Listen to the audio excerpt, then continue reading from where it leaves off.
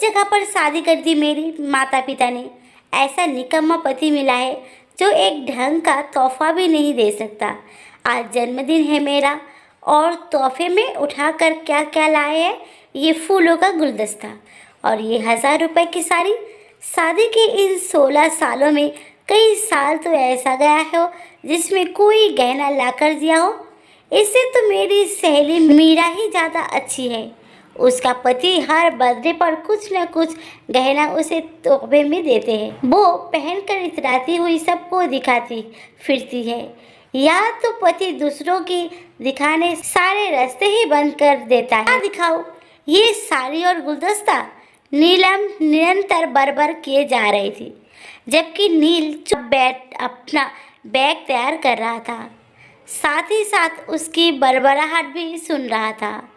वो भी क्या बोलता, पत्नी महत्वाकांक्षी थी और वो नई नई सहेलियों के साथ और ज़्यादा हो गई। कम में खुशी नहीं होती।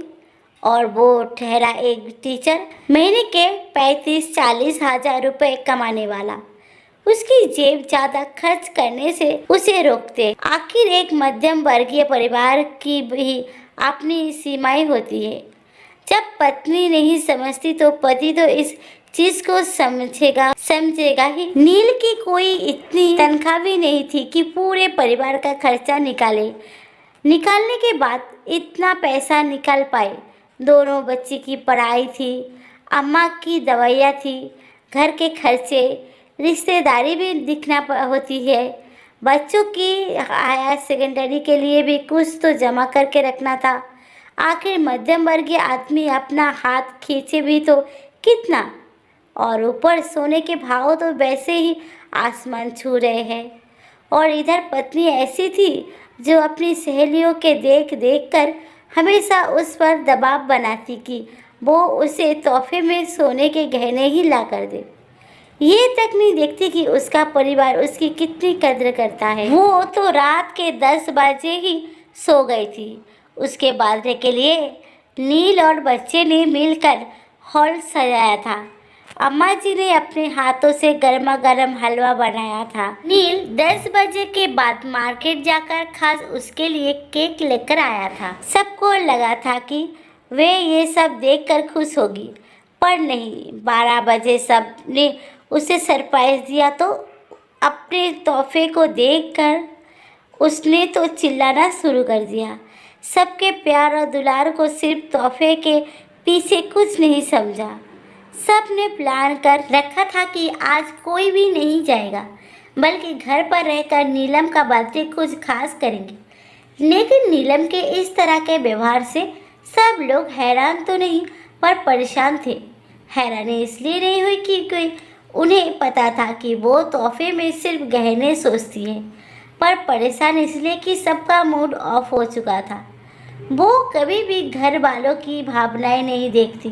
इसीलिए सुबह होते ही बच्चे मानसी और मानवी चाप अपने स्कूल चले गए और अब नील भी स्कूल जाने की तैयारी कर रहा था। अम्मा जी भी नाश्ते में मसालेदार खिचड़ी बनाकर अपने कमरे में माला फेर रही थी। जानती थी कि आज नीलम कुछ नहीं करेगी क्योंकि वो अभी भी बरबरा रही थी। नील अम्मा जी के कमरे में गया और बोला, अम्मा मैं स्कूल जा रहा हूँ, तुम कुछ खाकर दवाइयाँ ले लेना। अम्मा जी ने एक नज़र नील की तरफ देखा। उसकी आंखें लाल हो रखी थी। साफ लग रहा था कि अपनी पत्नी के इस व्यवहार से वो शायद रो भी चुका है। अम्मा जी ने उसे शांत रहने के लिए इशारा किया और उसे अपने पास बुलाया। नील जाकर अम्मा के पास बैठ गया। अम्मा ने उसके सिर पर हाथ रखते हुए कहा, तूने कुछ खाया?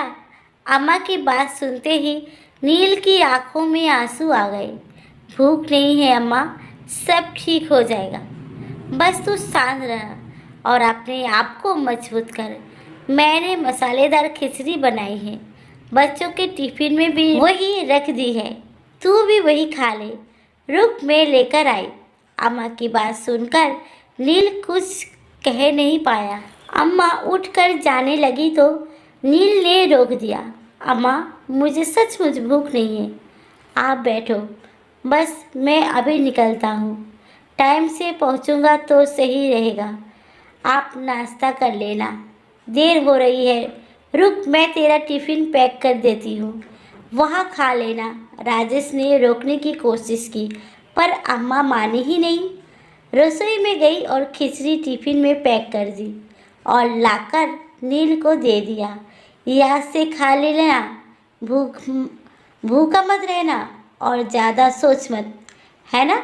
अभी हम कमज़ोर हैं तो क्या हुआ, भगवान ने भी तो हमारे किस्मत में कुछ लिखा ही होगा। अम्मा उसके सिर पर हाथ फेरते हुए बोली। अम्मा को देखकर नील मुस्कुराते हुए वहाँ से रवाना होने लगा।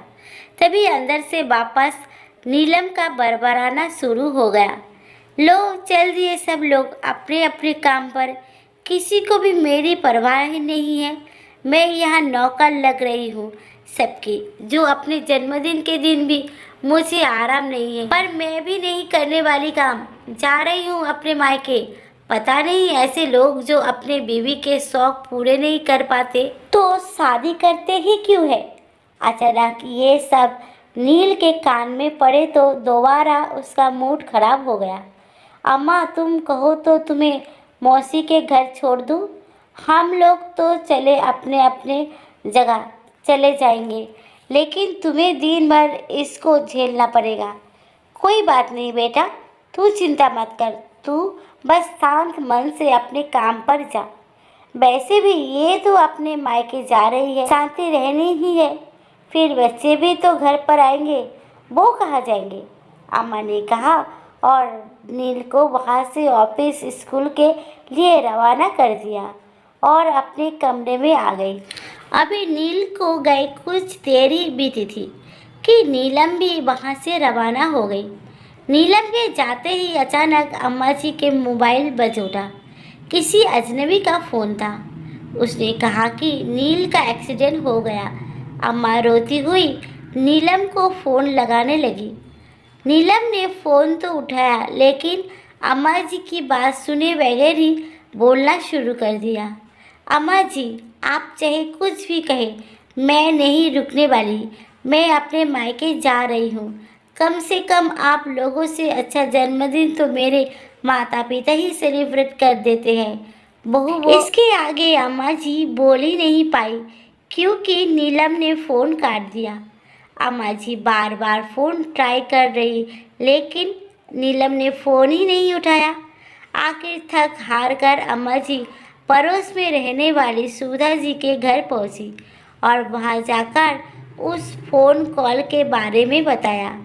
अरे भाभी जी, कौन से अस्पताल में एडमिट कराया है, उसने ये नहीं बताया। मैंने तो पूछा ही नहीं। मेरे तो एक्सीडेंट का नाम सुनकर ही हाथ पैर फूल गए थे। अम्मा जी ने रोते हुए कहा, लाइए आपका फ़ोन दीजिए, मैं ज़रा फ़ोन करके पूछती हूँ उस नंबर पर। सुधा जी ने फ़ोन करके बात की और सारी इन्फॉर्मेशन इकट्ठा करके अम्मा जी को लेकर अस्पताल पहुँची। साथ ही अपनी बहू को नीलम के घर की चाबी दे दी ताकि जब दोनों बच्चे आ जाए तो उन्हें घर की चाबी दे दे। अस्पताल पहुंचकर देखा तो नील के सिर पर हल्की चोट लगी थी और बाएं हाथ में फ्रैक्चर था। भगवान का शुक्र था कि उसे ज़्यादा चोट नहीं आई थी। हॉस्पिटल जाकर भी अम्मा ने दोबारा नीलम को फ़ोन लगाया, लेकिन उसने फ़ोन नहीं उठाया तो अम्मा ने भी थक हार कर फ़ोन लगाना बंद कर दिया। इधर बच्चे जब घर पर पहुँचे तो उन्हें पता चला कि नील का एक्सीडेंट हो गया, इसीलिए अम्मा हॉस्पिटल गई है। तो 7 साल की मानसी रोने लगी। यहाँ तक कि 15 साल की मानवी भी घबरा गई। तब सुधा की बहू ने अम्मा से मानवी की बात करवाई। अम्मा ने मानवी को समझाया कि ज़्यादा परेशान होने की ज़रूरत नहीं है। पापा को हल्की फुल्की चोट लगी है, शाम तक छुट्टी मिल जाएगी। तब जाकर मानवी को तसल्ली हुई और वो मानसी को चुप कराते हुए घर ले आई और घर लाकर उसे कुछ खिला पिला कर सुला दिया। शाम को नील और अम्मा जी के आने से पहले नीलम घर पहुंच गई, लेकिन बच्चों ने उनसे कोई बात नहीं की। लेकिन अम्मा जी को घर में ना देखकर नीलम ने पूछा, तुम्हारी दादी कहाँ गई है और तुम दोनों अकेले घर पर क्यों हो? मैं कहकर तो गई थी मैं अपने मायके जा रही हूँ, फिर भी ना जाने कितनी बार फ़ोन लगा दिया और अब तुमको अकेला छोड़कर चली गई। उसकी बात सुनकर मानवी को बहुत गुस्सा आया। वो अपने कमरे में गई और अपने कमरे में से अपना और मानसी का दोनों का गुल्लर उठाकर ले आई और उसके सामने रखते हुए बोली, मम्मी आपको गहने चाहिए ना? ये दो गुल ये दो गुल्लक है, इन्हें फोड़ लो और जो भी पैसा निकले उससे अपने लिए गहना खरीद लेना। जानती हूँ मैं कि इसमें पैसा कम है, लेकिन वादा करती हूँ कि जब मैं बड़े होकर कमाने लग जाऊंगी तो आपको गहने दिलवा दूंगी, पर कम से कम भगवान के लिए घर में शांति रहने दो। यूं हर समय पापा के पीछे मत पड़े रहो। आज पहली बार नीलम ने मानवी को चिल्लाते देखा था और वो भी अपने पापा के पक्ष में। ये देखकर नीलम और ज़्यादा तिल मिला गई। ओह, तो अब ये सिखाया जा रहा है तुम्हें मेरे खिलाफ? और एक औरत अपने पति से अपनी ज़रूरत के लिए नहीं बोलेगी तो किससे बोलेगी? तुम भी 15 साल की हो गई हो, क्या तुम्हें समझ नहीं आती अपनी माँ से बोलने की? तमीज़ नहीं तुम्हें? तमीज़ की बात तो आप कीजिए ही नहीं मत मम्मी। हमने पूरी रात आपके लिए इतनी मेहनत की, आपको वो सब नहीं देखा। आपको दिखा तो सिर्फ कि तोहफे में सोने का गहना नहीं थे। आपकी सहेलियाँ क्या करती है हमें उससे कोई लेना देना नहीं, लेकिन आप क्या करती हो इससे हम सबको फ़र्क पड़ता है। आज पापा कितनी टेंशन में घर से निकले थे, रास्ते में उसका एक्सीडेंट हो गया और आपको अभी भी अपने तोहफे की पड़ी है। एक्सीडेंट? कैसे हो गया एक्सीडेंट? मुझे बताया क्यों नहीं? अम्मा आपको बार बार फ़ोन लगा रही थी ना, आपने एक बार फ़ोन उठाकर पूछना भी ठीक नहीं समझा कि वो फ़ोन क्यों लगा रही थी? आपको ठीक लगेगा भी क्यों?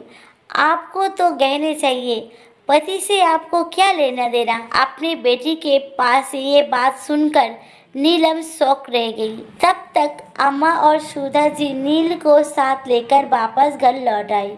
नील को देखते ही नीलम उसके पास दौड़ती हुई गई और बोली, आप ठीक तो है ना? ज़्यादा चोट तो नहीं आई? लेकिन उसे देखकर नील ने कुछ नहीं कहा, बस अम्मा से ही बोला, अम्मा मैं आराम करना चाहता हूँ, कहकर वो अपने कमरे में चला गया। सुधा जी भी अपने घर रवाना हो गई, पर अम्मा नीलम से बोली, बहू तुझे पति नहीं गहने चाहिए ना? ये मकान बेचकर तुझे तेरे गहने दिलवा दूंगी। हम किराए के घर में रह लेंगे, पर मेरे बेटे को चैन से रहने दे। आज वो रो कर गया है घर से, सिर्फ तेरी जिद के कारण। एक बार उसके बगैर अपनी ज़िंदगी सोच कर देख। क्या तू अकेली घर की जिम्मेदारी उठा लेगी? ऐसा तोहफा ही किस काम का जो किसी की जान पर ही बन आ जाए? अम्मा जी के इस सवाल से ही नीलम सिहर गई और रोती हुई अपने कमरे में आ गई और नील से बोली, मुझे कोई गहने नहीं चाहिए, तुम हो तो सब कुछ है, मुझे माफ़ कर दो। नीलम की बात सुनकर नील मुस्कुरा दिया। नीलम तुमने मुझे समझा ही बहुत है। हम मध्यम वर्ग के लोग के अपनी एक सीमा होती है, हम कितनी भी कोशिश कर ले उसके आगे बढ़ ही नहीं पाते। बस और मुझे कुछ नहीं चाहिए। और आखिर नील ने भी नीलम को माफ़ कर दिया।